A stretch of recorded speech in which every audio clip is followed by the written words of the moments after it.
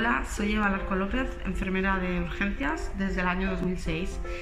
Mi profesión me ha llevado a tener momentos muy buenos y momentos menos buenos, pero sobre todo siempre me ha aportado mucho, tanto a nivel profesional, pero sobre todo yo creo que a nivel personal.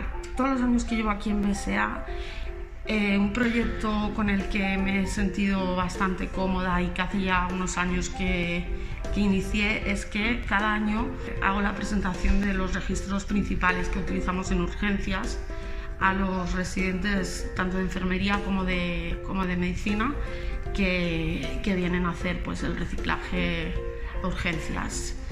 Cuando llegó el COVID, para mí la palabra coronavirus sinceramente es igual a montaña rusa. Muchos sentimientos, muchas sensaciones, buenas, malas. Y bueno, poquito a poco he aprendido a llevarlo mucho mejor. Evidentemente la primera ola fue la situación muy dura.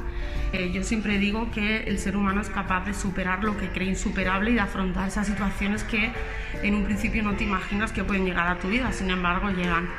Aquí lo dábamos todo y sin embargo luego de camino a casa daba un poquito el bajón. Pasados unos meses, viendo que esta situación continuaba, pues mucha incertidumbre, miedo, rabia, impotencia, pero también mucha fortaleza, valentía y ganas de superación y pues como he dicho de dar la mejor versión de uno mismo.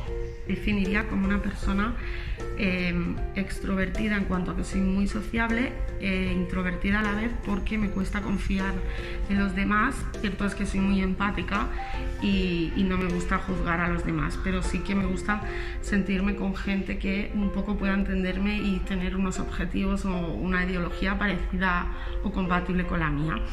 Aficiones, pues me encanta viajar, conocer el mundo, culturas. Me gusta probar restaurantes, comidas diferentes en las que no haya estado nunca. Me gusta mucho la montaña, la playa y sobre todo pasar tiempo con los míos.